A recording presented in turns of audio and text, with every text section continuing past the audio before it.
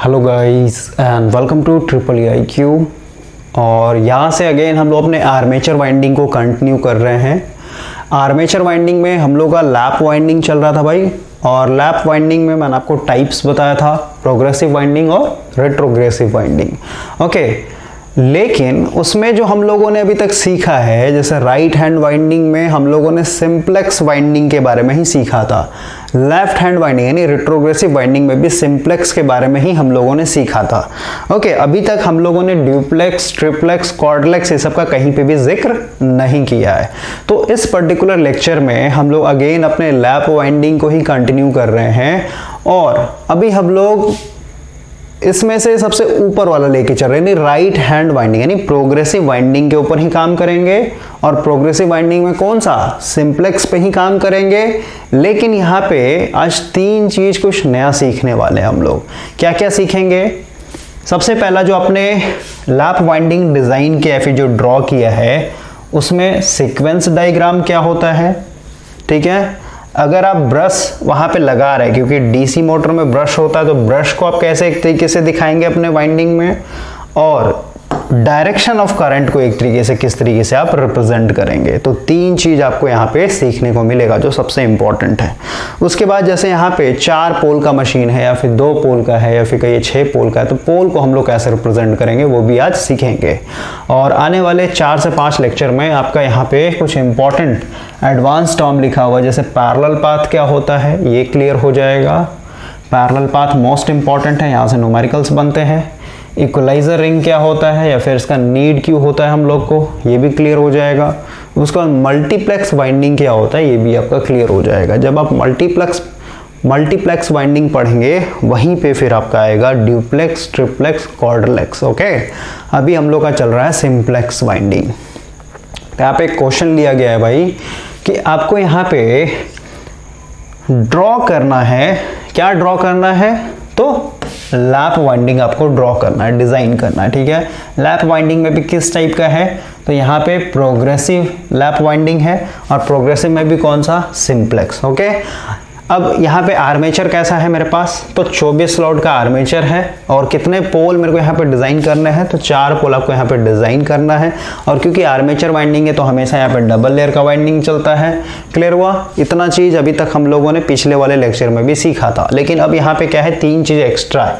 Sequence diagram आपको बनाना है, position of brush को दिखाना है, डायरेक्शन ऑफ करंट को भी दिखाना है, और 4 पोल जो यहाँ पे मेंशन किया गया उस 4 पोल को भी हम लोग यहाँ पे ऐड करेंगे अपने वाइंडिंग में। तो सबसे पहले हम लोग यहाँ पे सॉल्यूशन पे आते हैं। देखिए, जो भी दिया हुआ है, ओके, जो भी दिया हुआ है यहाँ पे मैंने लिख दिया है क्वेश्चन के हिसाब से, क्योंकि ऑलरेडी ये सब पे हम लोगों ने बात किया है, तो हम लोग यहाँ पे ज़्यादा टाइम लेंगे नहीं। ओके, देखिए भाई, आपका स्लॉट दिया था 24, यहाँ पे 24 स्लॉट लिखा हुआ है। सीधी सी बात है, डबल लेयर वाइंडिंग है तो 24 स्लॉट, तो 24 कॉइल भी होगा। ठीक है, अब अगर हम लोग एक कॉइल की बात करें, एक कॉइल मान लेते हैं 1000 टन का है, इसका मतलब क्या हुआ कि एक कॉइल साइड में आपका कितना होगा, 1000 कंडक्टर होगा, समझ गए, और दूसरे साइड में आपका 1000 कंडक्टर होगा। क्लियर हुआ? लेकिन यहाँ पे जो Z लिखा होता है भाई, ये इसका क्या मतलब होता है, ये इसका मतलब है कि एक स्लॉट में 2-2 कंडक्टर जाएंगे अलग अलग कॉइल के। क्लियर हुआ? ये कंडक्टर का अलग मतलब होता है, ये जो मैंने काउंट किया अलग होता है। टोटल अगर आपको कंडक्टर, जैसे ये 48 कंडक्टर है ना, लेकिन एक कंडक्टर में कितना टोटल है कंडक्टर, 1000 है, इसको 1000 से गुना कर दीजिए तो 48,000 टोटल कंडक्टर आ जाएगा। ओके, तो ये कहने का मतलब होता है, तो इसमें कंफ्यूज मत होइएगा। कॉइल 24 चाहिए, कंडक्टर मेरा 48 हो जाएगा, पोल मेरा यहाँ पे 4 दिया हुआ ऑलरेडी। राइट, सबसे पहले हम लोग यहाँ पे, क्योंकि मेरे को यहाँ पे वाइंडिंग डिजाइन करना है भाई, तो वाइंडिंग डिजाइन करने के लिए क्या चाहिए मेरे को, बैक पिच, फ्रंट पिच चाहिए। ठीक है, अब बैक पिच, फ्रंट पिच निकालने के लिए हम लोग का 2 मेथड होता है। एक मेथड तो मैंने आपको ऑलरेडी बता रखा है, आज हम लोग दूसरे मेथड पे भी बात करेंगे। सबसे पहले मैंने यहाँ पे क्या किया है, पोल पिच निकाला है। ठीक है, पोल पिच क्या होता है, पोल पिच का मतलब होता है कि अगर 4 पोल का यहाँ पे आप डिज़ाइन कर रहे हैं तो 2 एडजस्टेंट पोल के बीच में दूरियाँ, कितना दूरी है, ठीक है। तो एसी मशीन में तो हम लोग इलेक्ट्रिकल डिग्री में नाप ले रहे थे या फिर मैकेनिकल डिग्री में नाप ले रहे थे, लेकिन यहाँ पे डीसी मशीन में हम लोग स्लॉट्स के टर्म में नापेंगे या तो फिर कहिए कंडक्टर के टर्म्स में नापेंगे। ओके, अब यहाँ पे स्लॉट्स के टर्म में इसलिए नहीं नाप सकते हैं क्योंकि एक स्लॉट में 2-2 कंडक्टर होता है, तो ये थोड़ा सा हम लोग का कॉम्प्लिकेटेड हो जाता है। तो ईजी रखने के लिए क्या करते हैं, कंडक्टर के टर्म में नापते हैं, ठीक है, कि इतना कंडक्टर के बाद जो है आपका दूसरा पोल आ जाएगा, ठीक है, डिस्टेंस बताता है ये। तो ऊपर वाला आपका स्लॉट्स के टर्म में निकाला गया है, slot divided by pole, 24 slot था, 4 पोल का था तो 6 स्लॉट, यानी 6 स्लॉट काउंट कीजिएगा तो 6 स्लॉट के बाद क्या हो जाएगा, आपका दूसरा एडिशन पोल वहाँ पे बना हुआ रहेगा। अभी मैं आपको प्रूफ भी कर दूंगा। और वही यहाँ पे कंडक्टर के टर्म में मैंने निकाला है, पोल पिच इक्वल टू क्या होता है, जेड यानी कंडक्टर डिवाइडेड टोटल पोल। कंडक्टर मेरा यहाँ पे 48 है, 48 डिवाइडेड बाय 4 यानी 12 कंडक्टर, यानी 12 कंडक्टर को छोड़ करके आगे जाइएगा तो ऑटोमेटिक आपको क्या मिलेगा, दूसरा एडजस्टेंट पोल मिल जाएगा, ठीक है, ये आ गया। और मैंने आपको बताया था जो पोल पिच होता है वही मेरा बैक पिच भी होता है, तो बैक पिच बराबर पोल पिच, लेकिन क्योंकि ये डबल लेयर है तो यहाँ पे क्या होता है, बैक पिच और फ्रंट पिच क्या होगा, ऑड होता है हमेशा, ठीक है। तो ये जेड डिवाइडेड बाई पी का वैल्यू कितना है, यहाँ पे 12 है ना, 48 डिवाइडेड बाई 4, लेकिन यहाँ पे प्लस माइनस 1 करना पड़ेगा, यानी 12 में क्या करेंगे, 1 जोड़ेंगे तो 13 हो जाएगा और 1 घटाएंगे तो 11 हो जाएगा, यानी यहाँ पे मेरा बैक पिच 13 आ गया और 11 आ गया। अब मैंने आपको बताया था आप 13 लेंगे या 11 लेंगे या फिर कहिए फ्रंट पिच भी निकाल ले रहे हैं, तो फ्रंट पिच कैसे निकालते हैं हम लोग को पता है, जो रिजल्टेंट पिच होता है फिर वाइंडिंग पिच होता है तो क्या होता है, YW equal to YB minus YF, right. अब यहाँ पे बैक पिच 2-2 है, ठीक है। एक बार जब हम लोग यहाँ पे 13 रखेंगे तो मेरा जो बैक पिच आ रहा है, सॉरी फ्रंट पिच आ रहा है 11 आएगा, और दूसरे केस में जब हम लोग 11 रखेंगे YB का वैल्यू तो मेरा फ्रंट पिच कितना आ रहा है, 9 के बराबर आ रहा है। क्लियर हो गया।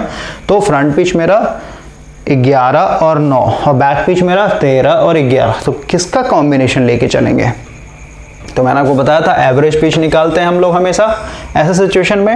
यहाँ पे मैंने आपको बता दिया ऑलरेडी कि YB जब मेरा 13 था तो YF मेरा 11 आया, YB जब मेरा 11 था तो YF मेरा 9 आया। तो कौन सा कॉम्बिनेशन लेके चलेंगे, 13 और 11 का लेके चलेंगे या फिर कहिए 11 और 9 का लेकर के चलेंगे। तो इसके लिए हम लोगों को एवरेज पिच निकालना है और हम लोग को सीधी सी बात है पता है जो मेरा पोल पिच है, पोल पिच कितना है 12, ठीक है, वही अगर मेरा एवरेज पिच भी आ जाएगा तो वही मेरा क्या हो जाएगा, वही वाला कॉम्बिनेशन हम लोग ले करके चलते हैं। क्लियर हुआ। तो यहीं पे देख लीजिए 13 और 11 दोनों को जोड़िएगा, भाई ये बैक पिच है ये फ्रंट पिच है, दोनों को आप जोड़िए, 13 प्लस 11 भागा 2, यही है ना, 13 प्लस 11 डिवाइडेड बाय 2 कितना हो जाएगा, 24 डिवाइडेड बाय 2 यानी कितना हो जाए आपका 12 आ जाएगा, ठीक है। तो एवरेज पिच भी 12 आ गया, पोल पिच भी मेरा 12 आ गया। इसका मतलब क्या हुआ कि हम लोग यहाँ पे 13 और 11 का कॉम्बिनेशन लेकर के चलेंगे। क्लियर। और इसका क्या मतलब होता है भाई, ये क्या मतलब है कि 12 आ गया यहाँ पे 12 के तय लेकर के चलेंगे। एक मिनट भाई फोन साइलेंट करना होगा।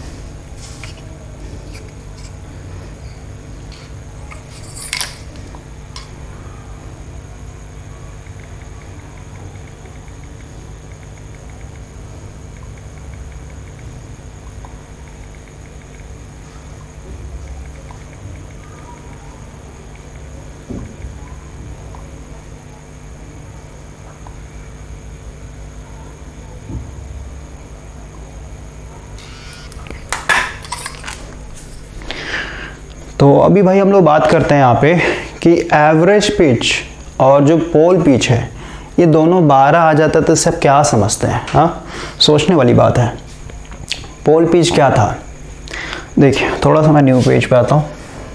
जैसे यहाँ पे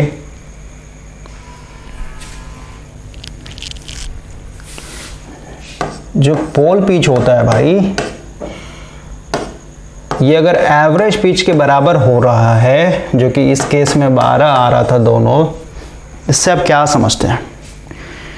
तो मैंने आपको कॉइल के बारे में बताया था,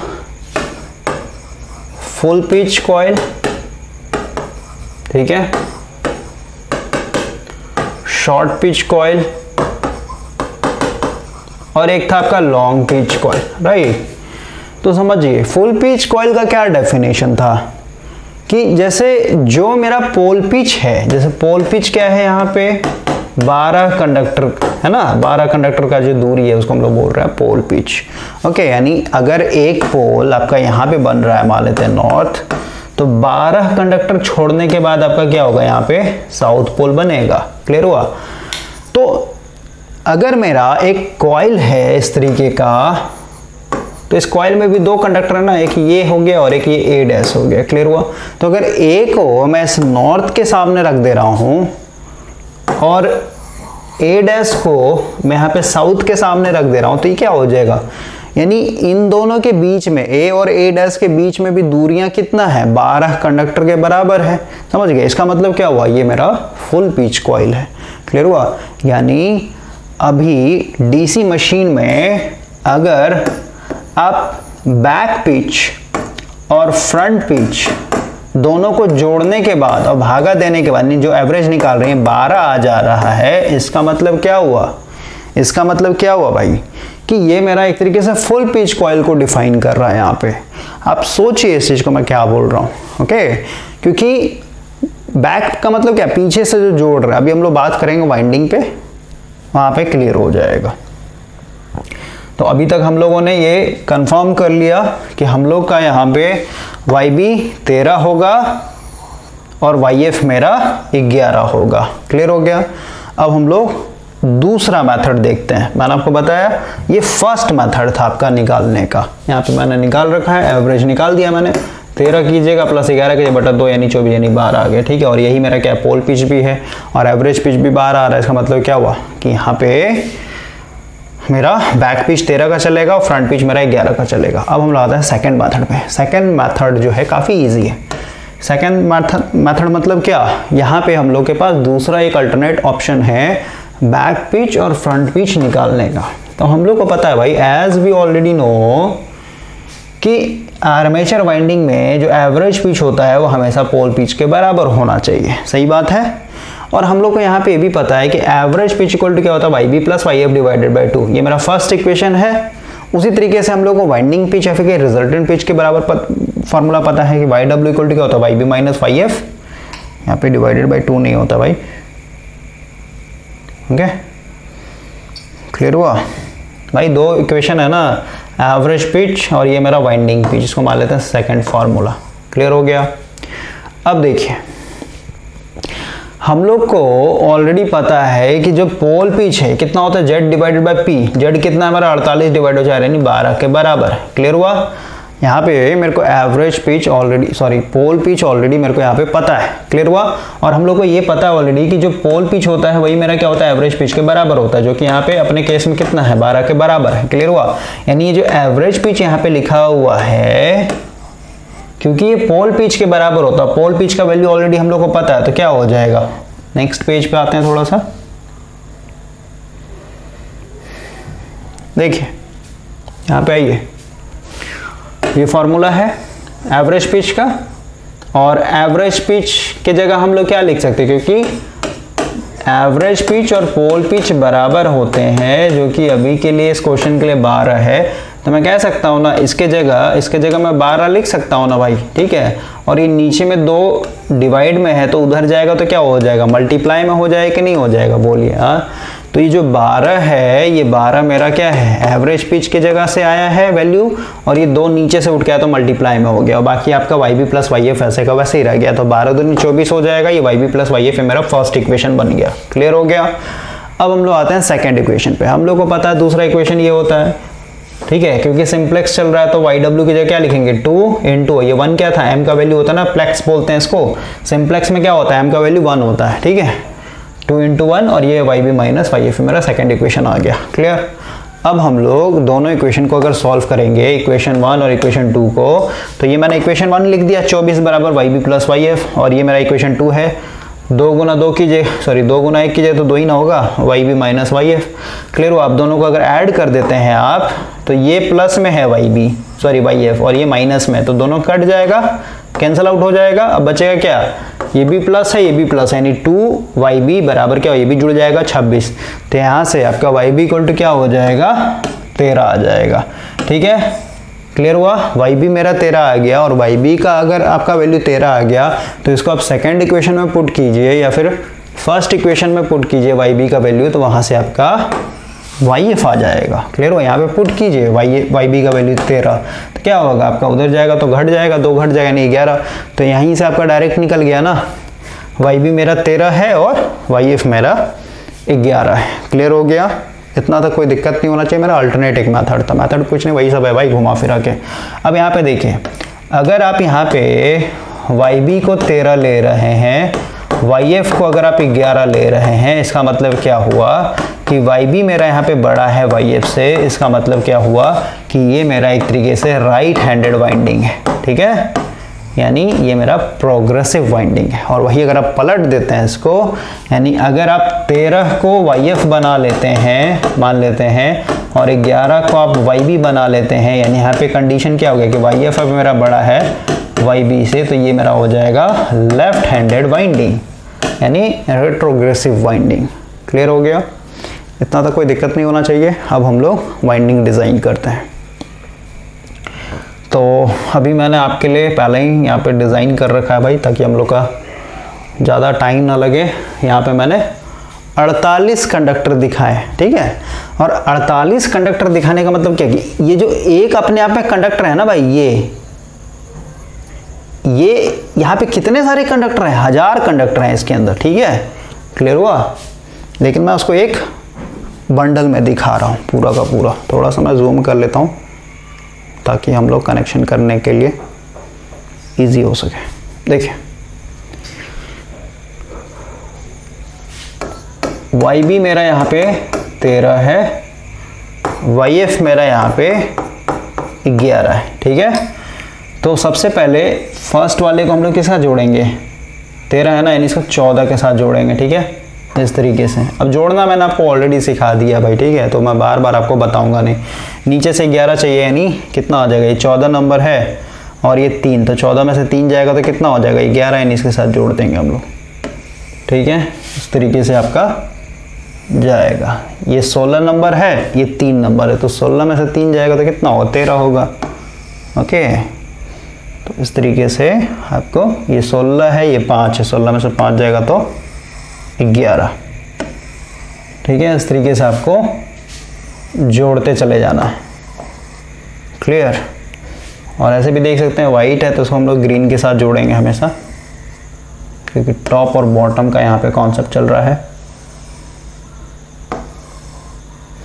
थोड़ा सा मैं पेन को पतला कर लेता हूँ। ये वाइट है तो इसको हम लोग ग्रीन के साथ जोड़ देंगे।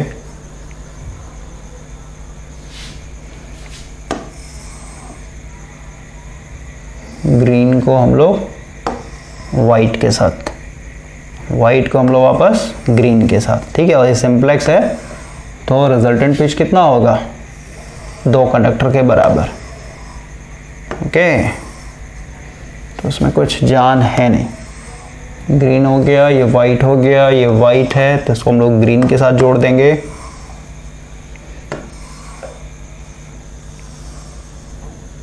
और मैंने एक ही बार ये 24 स्लॉट का क्यों लिया, ताकि आपका जो छोटा छोटा वाइंडिंग होगा, जैसे 16 स्लॉट का हो गया या फिर 12 स्लॉट का हो गया या फिर 18 स्लॉट का हो गया, वो आपके लिए इजी हो जाए, उसमें फिर कोई जान ही नहीं बचेगा आपका।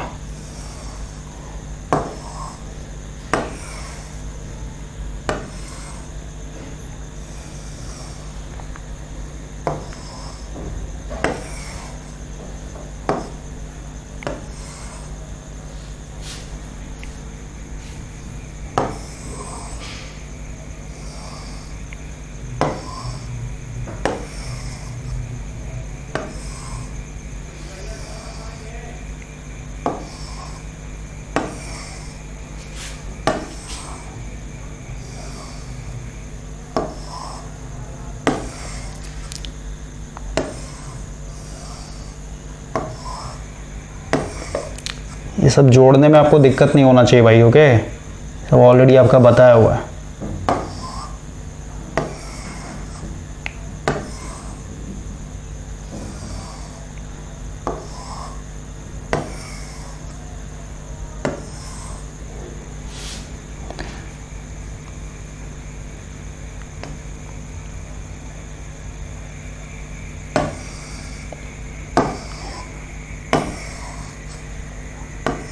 अब हम लोग का इधर जब अगर काउंट करते हैं तो देखिए 13 नहीं मिलेगा आपको, 1 2 3 4 5 6 7 8 9 10 11 12 13, यानी इधर आके जुड़ेगा ये, ठीक है। और ये ऐसे जाके ऐसे निकलेगा, यानी ये कितना नंबर था, 37 नंबर था। 37 नंबर को किसके साथ जोड़ रखा आपने, 2 नंबर के साथ जोड़ रखा है, ठीक है। यहाँ पे लिख देते हैं जो 2 नंबर है किसके साथ जुड़ा हुआ है, 37 के साथ जुड़ा हुआ है पीछे से, ओके। और ये जो 2 है अभी किसके साथ जुड़ेगा, आगे में आकर के इसके साथ जुड़ेगा, ठीक है, यानी 39 के साथ। यहाँ पे लिखते चला जाता हूँ, 2 जो है 39 के साथ जुड़ा हुआ है, क्लियर हो। और यहाँ पे लिख लेते हैं 39 जो है 2 के साथ जुड़ा हुआ है, ठीक है। इस तरीके से आप लिख सकते हैं। अभी 39 है तो 39 को हम लोग किसके साथ जोड़ेंगे, 39 को हम लोग जोड़ेंगे 4 के साथ, ठीक है। आप काउंट कर लीजिएगा, ऑटोमेटिक आपका 13 का गैपिंग मिलेगा। इसको हम लोग कर लेते हैं, ये हो गया 39 इसके साथ जुड़ा हुआ है। अब ये जो है आपका 4 नंबर है ना, तो ये 4 नंबर जो है 41 के साथ जुड़ा हुआ है, और ये फिर 41 जो है किसके साथ जुड़ेगा, 41 जो है 6 नंबर के साथ जुड़ेगा, ठीक है। तो इसको हम लोग जोड़ देते हैं,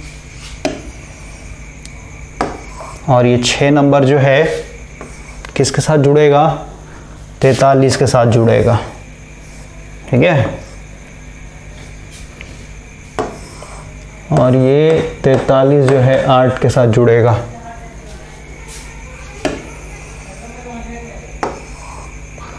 और ये 8 जो है आपका इधर आकर के 45 के साथ जुड़ेगा, और ये 45 जो है आपका आकर के 10 के साथ जुड़ेगा, और ये 10 जो है आपका आकर के 47 के साथ जुड़ेगा, और ये फाइनल 47 जो है आपका 12 के साथ आकर के जुड़ेगा, और ये 12 जो है आपका 1 के साथ आकर के जुड़ जाएगा। ये हो गया आपका पूरा का पूरा कनेक्शन। यहाँ तक हम लोगों ने ऑलरेडी सीख रखा भाई, ओके। इसमें आपको कोई दिक्कत नहीं होना चाहिए। अब हम लोग यहाँ पे कम्यूटेटर सेगमेंट को एक तरीके से दिखाते हैं। ऑलरेडी मैंने आपको बताया था जितना स्लॉट्स होता है उतना ही आपका कम्यूटेटर होता है, क्योंकि मैंने आपको बताया था भाई, देखिए मैंने आपको बताया था कि यहाँ से ये जो स्टार्ट हुआ, ये पहला कंडक्टर स्टार्ट हुआ था ना, यानी पहला कॉइल है ये आपका। यहाँ पे कलर अगर मैं दिखा दूँ इस तरीके से, ये मेरा अपने आप में क्या था, पहला कंडक्टर है, क्लियर हुआ। यहाँ पे आगे ख़त्म होता है ये। तो जो पहला कंडक्टर होता है इसको हम लोग क्या करते हैं, कम्यूटेटर सेगमेंट 1 के साथ जोड़ते हैं, ठीक है। तो ये आपका 1 हो जाएगा, इसको मिटा देता हूँ मैं नीचे में, ये 1 हो जाएगा। उसके बाद फिर ये, क्योंकि यहाँ पे ख़त्म होता है, यहीं से आपका दूसरा स्टार्ट हो रहा है ना, ये दूसरा कॉइल स्टार्ट हो रहा है यहाँ पे भाई, ठीक है। ये आपका सेकेंड कॉइल हुआ, ओके, ये सेकेंड कॉइल हुआ, यहाँ पे ये ख़त्म हो जाएगा, फिर यहाँ से तीसरा कॉइल स्टार्ट हुआ, ओके ना। तो ये सब ऑलरेडी मैंने आपको बताया है टाइम दे करके, तो इसको मैं मिटा देता हूँ, ठीक है। देखिए इसको आप कर लीजिए, ये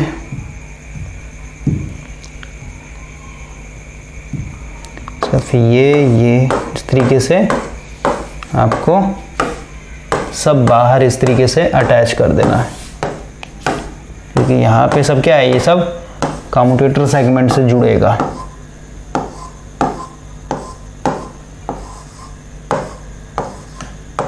ठीक है, काउंट कर लेते हैं, 1 2 3 4 5 6 7 8 9 10 11 12 13 14 15 16 17 18 19 20 21 22 23 24। ठीक है, जितना स्लॉट होता है उतना ही कम्यूटेटर सेगमेंट होता है, ये आपको हमेशा दिमाग में रखना है।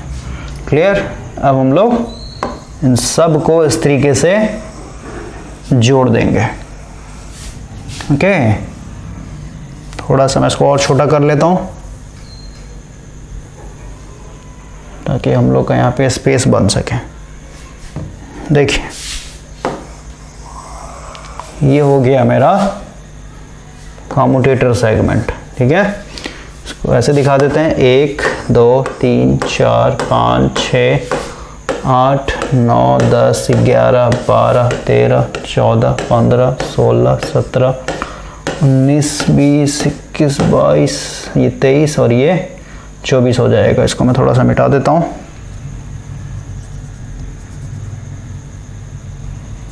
ये जो है ना ऐसे, ये आपका इसमें आकर जुड़ जाएगा। ठीक है, नेमिंग कर लेते हैं। 1 2 3 4 5 7 8 9 10 11 12 13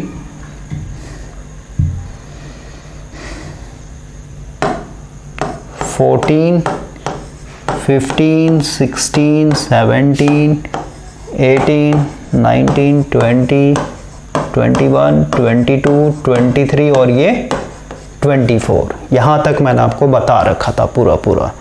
अब हम लोग यहाँ पे सबसे पहले पोल को रिप्रेजेंट करते हैं, क्योंकि मेरे को यहाँ पे 4 पोल बनाना था भाई। ठीक है, तो थोड़ा सा मैं न्यू पेज पे आता हूँ। जैसे मेरे पास टोटल कितने हैं, 48 कंडक्टर है। ठीक है, 48 कंडक्टर मिल करके मेरे को कितना पोल बनाएगा, ये 4 पोल बनाएगा, है ना। इसको थोड़ा सा मैं रिवर्स करता हूँ। 4 पोल बनाने के लिए मेरे पास टोटल कितना है, 48 कंडक्टर। भाई 48 कंडक्टर मतलब ये नहीं है, 48 को फिर गुना करना पड़ेगा 1000 से, समझ गए, क्योंकि मैंने एक कंडक्टर यहाँ पे बंडल में मान रखा। ठीक है, तो इस चीज़ को समझिए। तो एक पोल बनाने के लिए कितना चाहिए, 48 डिवाइडेड बाय 4, यानी कितना हो जाएगा आपका 12। ठीक है, यानी 12 कंडक्टर मिल करके एक पोल बना रहा है। तो हम लोग सबसे पहले आते हैं वापस अपने डायग्राम पे। यहाँ पे हम लोग काउंट करते हैं। थोड़ा सा मैं इसको बड़ा करता हूँ। देखिए, इसको अगर हम लोग काउंट करें 1 से लेके 12 तक, ठीक ना। कलर कहीं इशू है भाई, हम लोग वाइट से दिखा देते। देखिए 1 से लेकर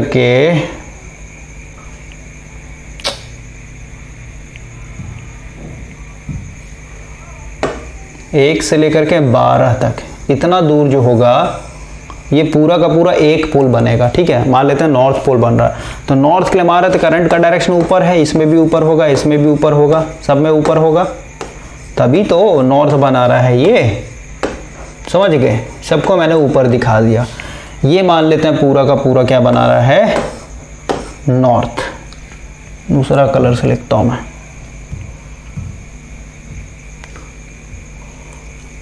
ये जो है पूरा का पूरा नॉर्थ बना रहा है। इसी तरीके से आगे का जो 12 कंडक्टर होगा, ये जो रिमेनिंग 12 कंडक्टर है भाई,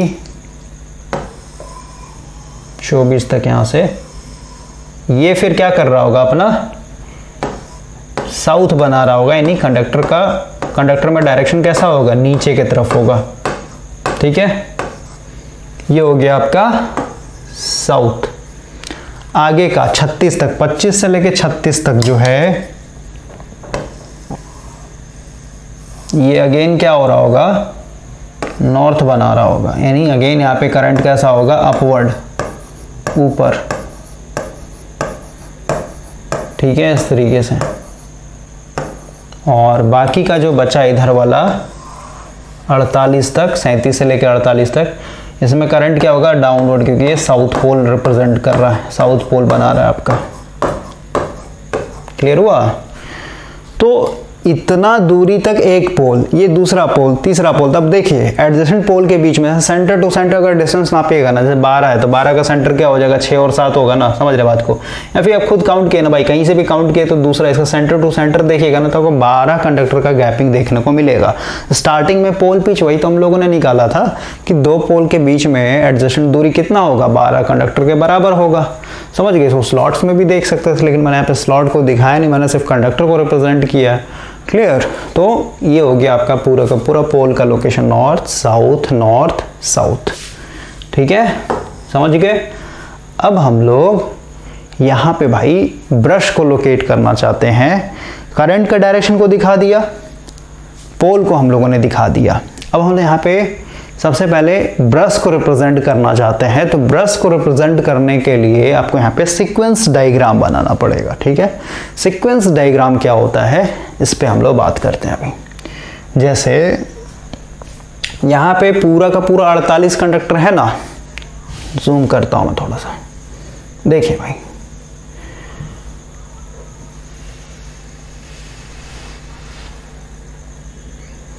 यहाँ पे अगर आप ध्यान से देखेंगे, ये जो कंडक्टर नंबर 1 था, ये कंडक्टर नंबर 1 क्या है, 14 के साथ जुड़ा हुआ है, 14 नंबर के साथ जुड़ा हुआ है। फिर ये 14 नंबर जो कंडक्टर है यहाँ पे कम्यूटेटर में आके खत्म होता है। और फिर ये देखिए तीसरा नंबर जो कंडक्टर है, ये तीसरा नंबर जाकर के साथ जुड़ता है, 16 के साथ जुड़ता है। क्लियर हुआ? तो अब देख रहे हैं कि एक जो है कंडक्टर नंबर 1 14 के साथ जुड़ा हुआ है, कंडक्टर नंबर 3 आपका 16 के साथ जुड़ा हुआ है, कंडक्टर नंबर फिर वही अगर आप 5 की बात करें तो ये आपका 18 के साथ जुड़ा हुआ है। तो सीक्वेंस का क्या मतलब होता है भाई? सीक्वेंस का क्या मतलब होता है बताइए? सीक्वेंस का मतलब होता है जैसे आप ABCD पढ़ रहे हैं तो A पढ़िएगा, B पढ़िएगा, C पढ़िएगा, D पढ़िएगा। ऐसे थोड़ी ना है कि A पढ़ा आपने और डायरेक्ट आ गए आप G पे, या फिर कहिए S पे, या फिर कहिए P पे। सीक्वेंस का मतलब होता है कि आप बिल्कुल सीक्वेंस से चल रहे हैं, ठीक है? ABCDEFGH ऐसे चल रहे हैं आप, ठीक है? तो यहाँ पे यही है कि यहाँ पे ये सीक्वेंस आप अगर देखेंगे, ये 1 जो है किसके साथ जुड़ा हुआ है? 14 के साथ जुड़ा हुआ है। 14 कंडक्टर कितने दूरी पे? 1 2 3 4, मतलब 13 के बाद है। तो सीक्वेंस डायग्राम क्या होता है पहले मैं बनाता हूँ। देखिए यहाँ पे सबसे पहले मैं कंडक्टर दिखा देता हूँ। 48 कंडक्टर था हम लोग का ना, 3 4 5 6 7 8 9 10 11 12 13 14 15 16 17 18 19 20 21 22 23 24, ठीक है? अब मेरे को 24 और दिखाना, बॉटम कंडक्टर मान लेते हैं। ये हो गया आपका 1 2 3 4 5 6 7 8 9 10 11 12 13 15 16 17 18 19 20 21 22 23 24, ठीक है? 24 दूनी 48 कंडक्टर हो गए। 24 आपका बॉटम, 24 आपका टॉप। अब देखिए ये वाइट वाला जो है, मान लेते हैं मेरा कंडक्टर नंबर 1 है। यहाँ पे मैं सीक्वेंस डायग्राम बना रहा हूँ, ठीक है? कंडक्टर नंबर 1 है भाई, ये मेरा ये कंडक्टर नंबर 1 है। तो इससे पहले जो डिज़ाइन किया आपने लैप वाइंडिंग बैक पिच और फ्रंट पिच का सहारा लेकर के, उसमें आपने देखा था कि ये जो पहला कंडक्टर है ये ऐसे जाके 14 नंबर से जुड़ा हुआ था। लेकिन यहाँ पे जो मैंने कंडक्टर रखा है ना, इस तरीके से नहीं रखा है। 14 नंबर इसके बगल में ही है, ये मान लेते हैं मेरा 14 नंबर है, ठीक है? समझ में आया?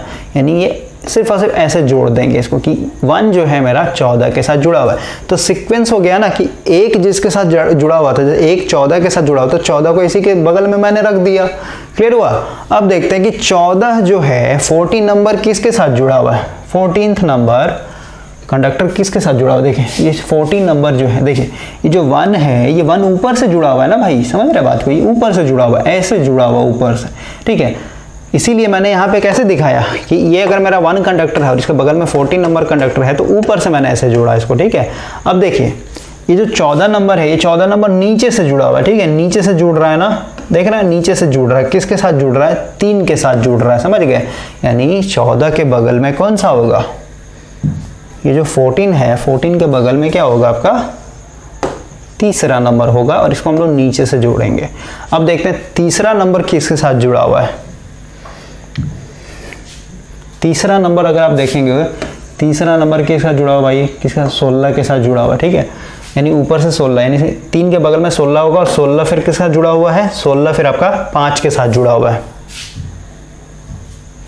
तो 3 के बगल में आपका होगा 16, और ये ऐसे ऐसे ऐसे जुड़ा हुआ है, और 16 के बगल में क्या होगा? ये 5 नीचे से जुड़ेगा, और 5 के बगल में फिर कौन सा होगा?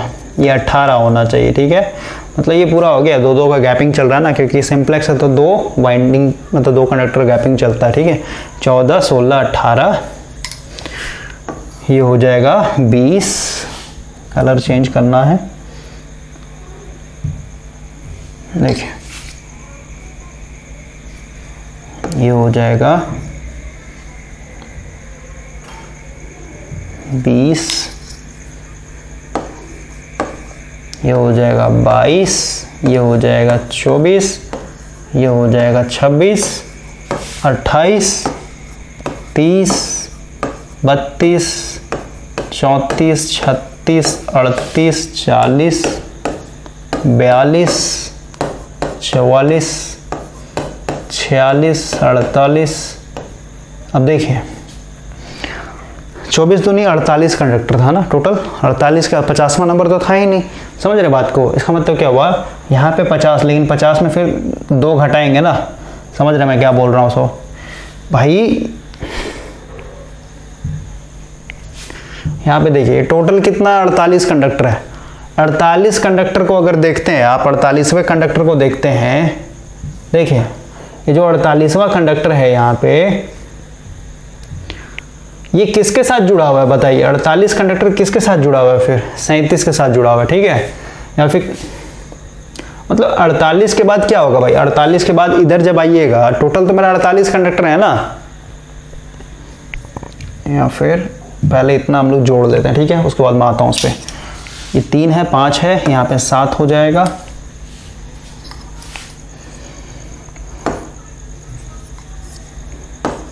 7 हो जाएगा, 9 हो जाएगा, 11, 13, ये हो जाएगा 15, 17, 19, 21, ये हो जाएगा आपका 23, 25, 27, 29, 31, ये हो जाएगा आपका 33, 35, 37, 39, 41, 43, ये हो जाएगा 45, 45 का बाद ये हो जाएगा 47। क्लियर? अब देखिए उसके बाद ये हो जाएगा 48 था ना, 48 में नहीं, ये 2 हो जाएगा आपका कंडक्टर नंबर 2, ठीक है। आप ऐसे भी कर सकते हैं, 1 के बाद कहाँ गया? 14 आ गया ना, ठीक है। तो कौन कौन सा मिस हो गया? ये 2 हो गया, ये 4 हो जाएगा, 6 हो जाएगा, 8 हो जाएगा, ये 10 हो जाएगा और ये 12 हो जाएगा। क्लियर हो गया? ठीक है। कैसे ये नेमिंग करते हैं भाई बता देता हूँ मैं आपको। 48 तक तो कोई दिक्कत नहीं होना चाहिए।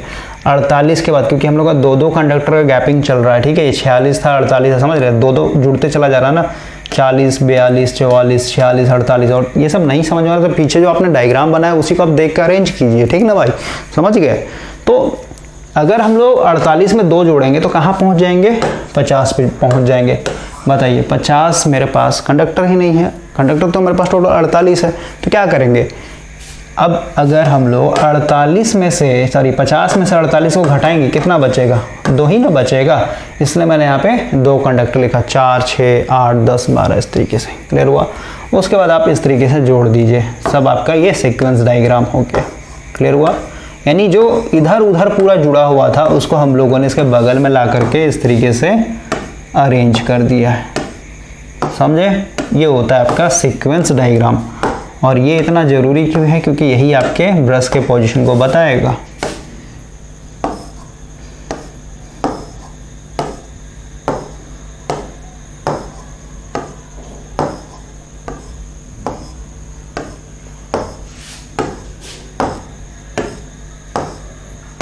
ठीक है, ये हो गया आपका पूरा का पूरा। जो पीछे का आपने वाइंडिंग बनाया था उसको मैंने सिंपल में सीक्वेंस में दिखा दिया है। अब हम लोग यहाँ पे एक तरीके से करंट के डायरेक्शन को दिखाएंगे। तो करंट के डायरेक्शन को फिर से देखने के लिए यहाँ पे आते हैं हम लोग। देखिए कंडक्टर नंबर देखिए 1, 2, 3, 4, 5, 6 यानी 12 जो कंडक्टर 1 से लेके 12 तक सब में क्या है? करंट ऊपर की तरफ है। ठीक है, 1 से लेके 12 तक के कंडक्टर में करंट मेरा ऊपर की तरफ है। ओके, तो 1 में ऊपर, 3 में भी ऊपर होगा, 5 में भी ऊपर होगा, 7 में भी ऊपर होगा, 9 में भी ऊपर होगा, 11 में भी ऊपर होगा, उसका 12 तक है ना। तो 12 नंबर कहाँ है मेरा? यहाँ पे, इसमें भी ऊपर होगा, 4 में भी ऊपर होगा, 10 में भी ऊपर होगा, 8 में भी ऊपर होगा, 6 में भी ऊपर होगा, 4 में भी ऊपर होगा और 2 में भी ऊपर होगा। क्लियर हो गया?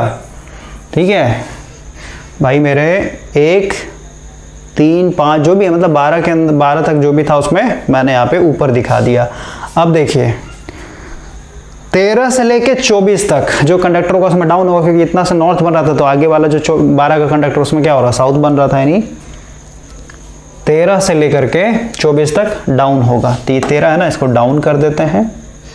15 भी डाउन होगा, 17 भी डाउन होगा, 19 भी डाउन होगा, 21 भी डाउन होगा, 23 भी डाउन होगा, 25 नहीं होगा, 24 तक ही हम लोग का लिमिट है। 24 है इधर कहीं पे, 24 कहाँ पे, देखिए 20 में भी डाउन होगा, 22 में भी डाउन होगा और 24 में भी डाउन होगा।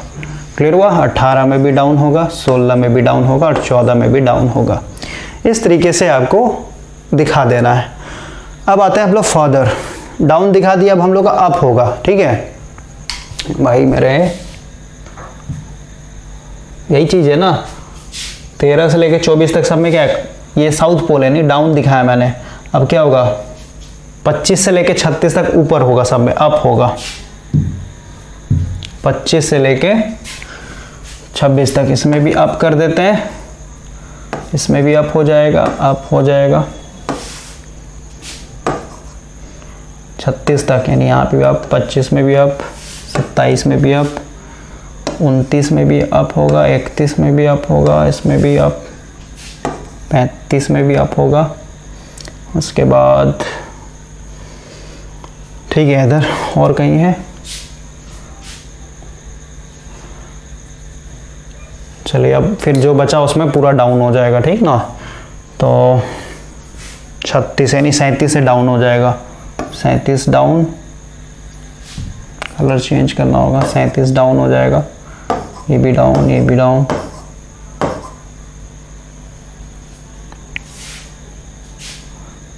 ये डाउन, 40 भी डाउन होगा, 38 भी डाउन होगा। ठीक है भाई, इस तरीके से आपको दिखा देना है। 44 भी डाउन होगा, 46 भी डाउन होगा, 48 भी डाउन होगा। ओके, अब देखिए, अब हम लोग को यहाँ पे क्या करना होता है, जिस दो कंडक्टर में करंट डाउनवर्ड है वहाँ पे हम लोग का ब्रश लगेगा। ठीक है, पता नहीं आपको दिख रहा होगा या नहीं दिख रहा होगा, थोड़ा सा मैं जूम करता हूँ भाई, ऐसे दिखना चाहिए आपको। देखिए, अगर आप यहाँ पे कंडक्टर नंबर, जैसे सबसे पहले देखिए, जो 12 नंबर कंडक्टर है और ये जो 1 नंबर कंडक्टर है भाई, ये दोनों में अपवर्ड है। ठीक है, 1 और 12 में करंट क्या है, अपवर्ड है, मतलब दोनों में करंट क्या है, अपवर्ड है। ठीक है, तो एक ब्रश तो इसमें लगेगा आपका। आप कैसे जोड़ेंगे उस पर हम लोग बाद में बात करते हैं। अभी और देखते हैं कहाँ पे और करंट मेरा सेम डायरेक्शन में। देखिए, ये जो 48 है, 48 और ये जो मेरा 37 है, इसमें दोनों में करंट डाउनवर्ड है, यानी यहाँ पे एक मेरा ब्रश लगेगा। क्लियर हुआ? ठीक है, उसके बाद और देखते हैं। देखिए, ये 36 नंबर में भी ऊपर है करंट, 25 में भी ऊपर है, यानी यहाँ पे एक मेरा ब्रश लगेगा। ठीक है, उसके बाद और देखते हैं।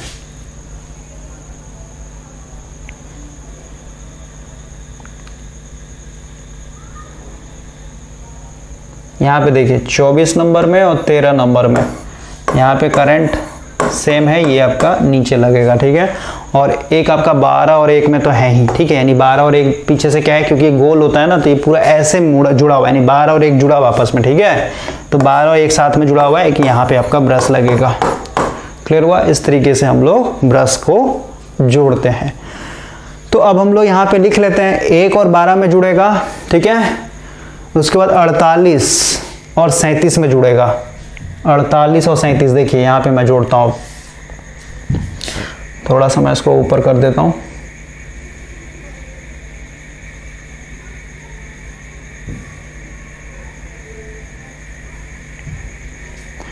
देखिए भाई, 1 और 12, देखिए 1 में करंट ऊपर है, सही बात है, 1 में करंट मेरा ऊपर है, और 12 नंबर देखिए इसमें भी आपका ऊपर है। क्लियर हुआ? 1 और 12, ठीक है, 1 और 12 कहाँ पे है, देखिए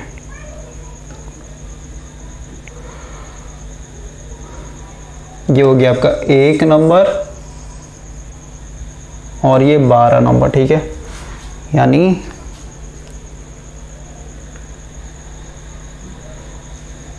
एक मिनट रुके और देखता हूं मैं, हम लोग का एक और क्या था, 37,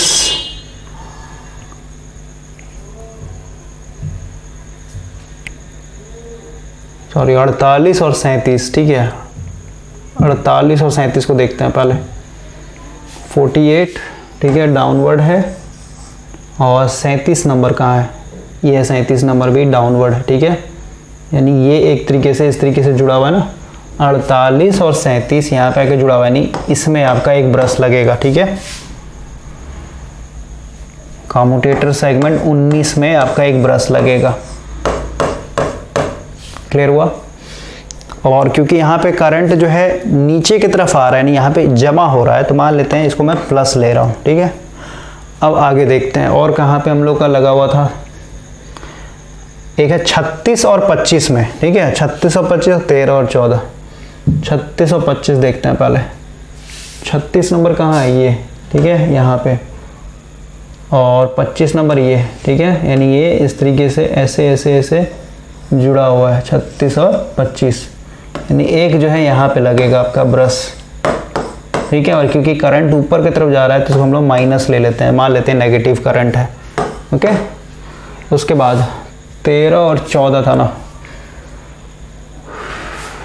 एक मिनट फिर से देखता हूँ क्या था हम लोग का, 13 और 24 था यहाँ पे, ठीक है। तो 13 और 24 को देखते हैं।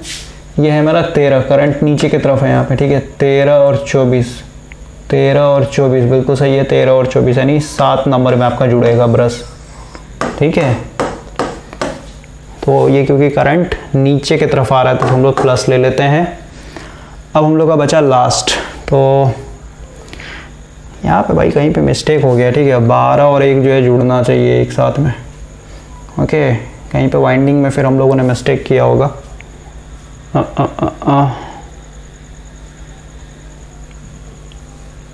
देखिए कहाँ पे मिस्टेक हुआ है। सो हम लोग का जो बैक पिच था कितना था, 13 था, है ना।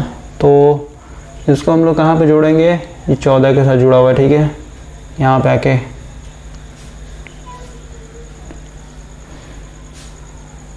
इसको हम लोगों ने कहीं गलती कर दिया भाई, ठीक है। 1 और 12 जो है आपस में जुड़ा हुआ होना चाहिए, 1 और 12। देखिए कहाँ पे गलती की हम लोगों ने, ये भाई यहाँ पे आके जुड़ना चाहिए ना आपका, समझ गए कैसे, सही है। देखिए यहाँ पे मैंने जोड़ा नहीं था इसको। हम लोग का वाइंडिंग कैसे चल रहा है, यहाँ से स्टार्ट किया इस तरीके से घूमते घूमते घूमते घूमते घूमते घूमते हम लोग यहाँ आ गए, ठीक है। ये लास्ट वाला था ना, ये 47 नंबर, ठीक है। 47 यानी कितना, 47 आपका किसके साथ जुड़ेगा, 1 2 3 4 5 6 7 8 9 10 11 12। कहीं मिस्टेक हो रहा है भाई, ठीक है। नीचे से गया इस तरीके से,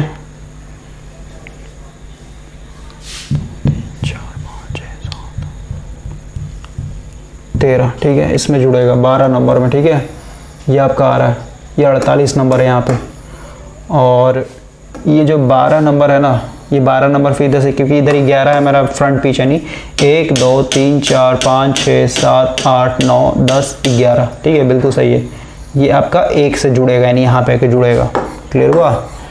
तो थोड़ा सा हम लोगों ने उसको मिस कर दिया था, और क्योंकि करंट ऊपर है तो हम लोग नेगेटिव ले लेंगे, माइनस दिखा देंगे, ठीक है। अब देखिए 2 ब्रश मेरा पॉजिटिव है, तो पॉजिटिव ब्रश को एक साथ जोड़ देंगे हम लोग।